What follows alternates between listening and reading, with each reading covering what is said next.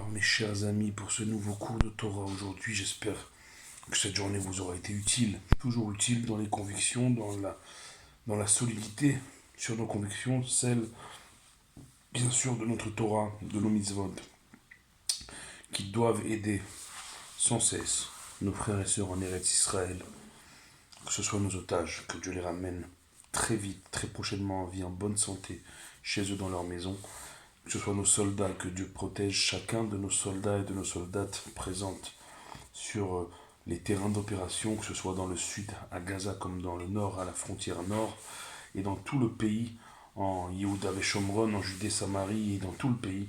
Dieu protège nos soldats, nos policiers, nos civils du nord au sud, du sud au nord. C'est pour eux qu'on dit ces quelques mots de Torah depuis de nombreuses semaines, de nombreux mois. On continuera jusqu'à Géoula, à Mitit Ve'Ashlema, jusqu'à obtenir la délivrance, à Mitit, véritable, et Shlema, complète. Ce sont les mots du Rabbi.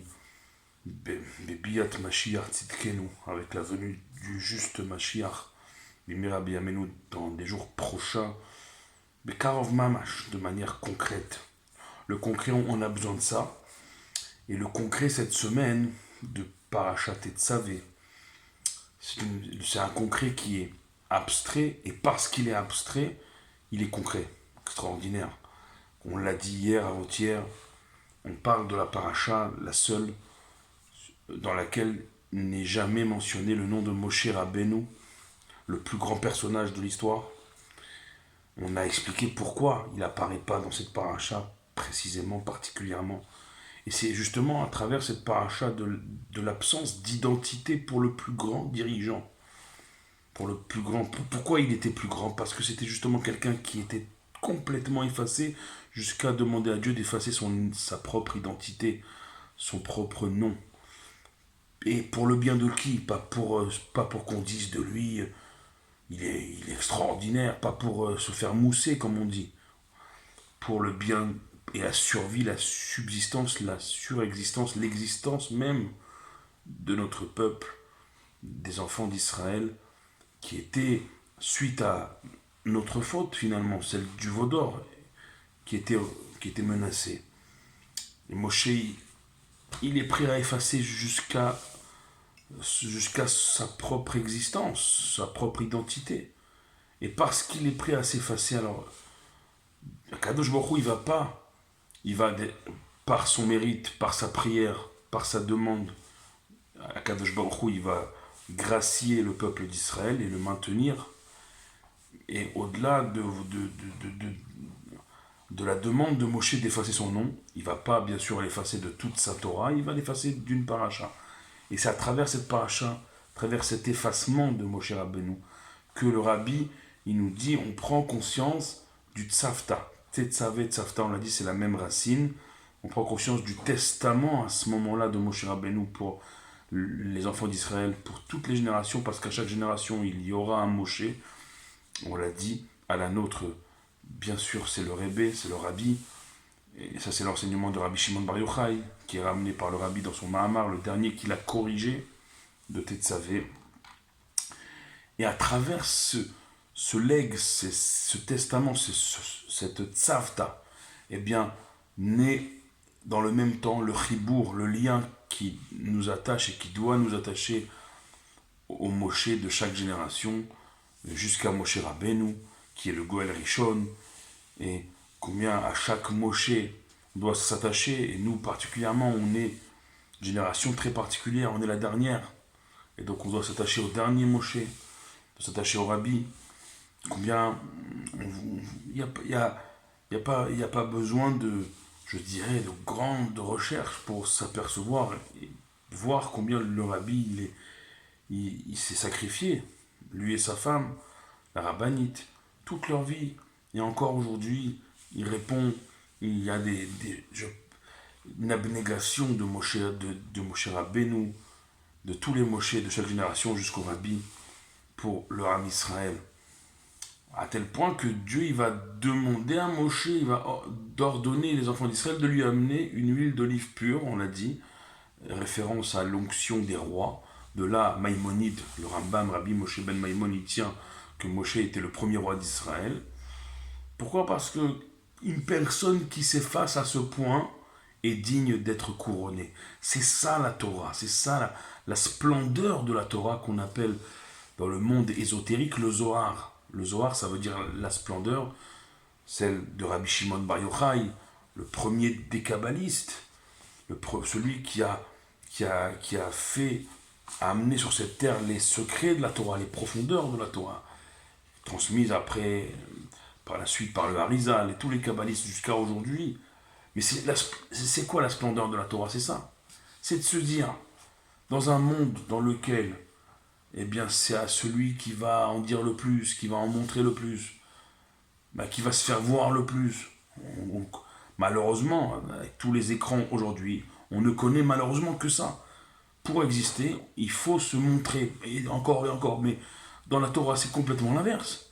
Dans la Torah, Akadosh Baruch Hu, il nous apprend que pour lui, c'est complètement l'inverse. C'est celui qui va savoir s'effacer le plus, qui sera le plus digne de d'élévation, d'honneur, de position hiérarchique suprême, jusqu'à porter Moshe Rabbeinu à être roi. Donc ici on voit combien la beauté de la Torah. C'est que quand les nations du monde élèvent ceux qui s'élèvent déjà eux-mêmes, nous on répond avec notre belle Torah. Bah, nous on dit est digne d'élévation celui qui se rabaisse. On l'a dit hier, Hachem Mashpil Omerim, c'est marqué clairement. Ceux qui se rabaissent, Dieu il les élève. Ceux qui s'élèvent, Dieu il les rabaisse. C'est ça le sod. Le sod, c'est de dire, et c'est pas, ça doit bien sûr pas être de la fausse modestie. On parle de Moshe Rabbeinu, que lui, c'était Moshe Rabbeinu. Et toute sa vie, du début à la fin, il se sentait pas digne.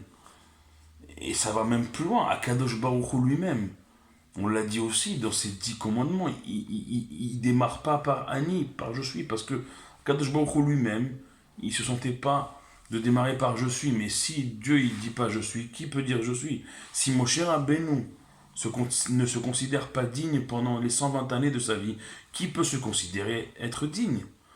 Et c'est justement pour ces mêmes raisons que Moshe Rabbeinu et Moshe Rabbeinu, et qu'on a besoin à chaque génération, et peut-être encore plus la nôtre, la dernière de l'exil, on a besoin de s'attacher au Moshe. Voilà, moi, par Hachem, vous savez, j'ai eu cette chance incroyable d'aller, il y a quelque temps, chez le Moshe de la génération, chez le Rabbi.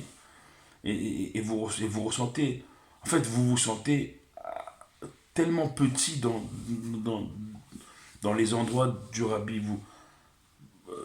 Tout ce que vous pensiez savoir de Chassidut, de Torah, mais quand vous êtes dans l'univers du Moshe de la génération, bah vous revenez à votre place. Enfin, moi je parle que pour moi, hein, je me suis senti, mais tellement. Je me suis senti comme un enfant, parce que. Et c'est pas. En vérité, pourquoi on se sent un enfant? Parce qu'on voit la Hitnahagut, le comportement exemplaire du Moshe de la génération, du tzaddik de la génération, du grand de la génération, en l'occurrence le Rabbi.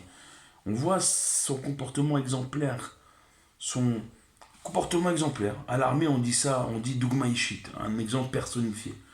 C'est tellement criant, parlant, que soi-même, on se dit, mais attends, mais le Moshe de notre génération, il a ce comportement-là de modestie, d'humilité, d'effacement, d'abnégation, de don de soi, de messirut nefesh. Moi, qu'est-ce que je me la ramène en fait? Eh ben, on revient à un niveau quasiment, pas quasiment, un niveau d'enfant qui désire juste apprendre des plus grands. Et c'est ça toute la beauté de notre émouna, et qui fait qu'on se lie comme ça, par l'enseignement du Moshe de chaque génération, on se lie au Moshe de notre génération. Quand on étudie, et voilà, il y a des. C'est incroyable parce que j'ai reçu encore cette semaine de mes amis, de mes frères, un livre sur le Rabbi. Ils m'ont touché au cœur. Je ne l'ai même pas encore ouvert, mais je suis sûr que ça regorge d'anecdotes incroyables, de trésors incroyables. Et c'est en étudiant les enseignements à travers les sikhot du Rabbi, les Mahamarim du Rabbi, et le Rav Moulay, il disait, le Rav Shmuel Azimov, il dit, des fois, des belles histoires, c'est aussi marquant, des belles histoires vraies, ça marque.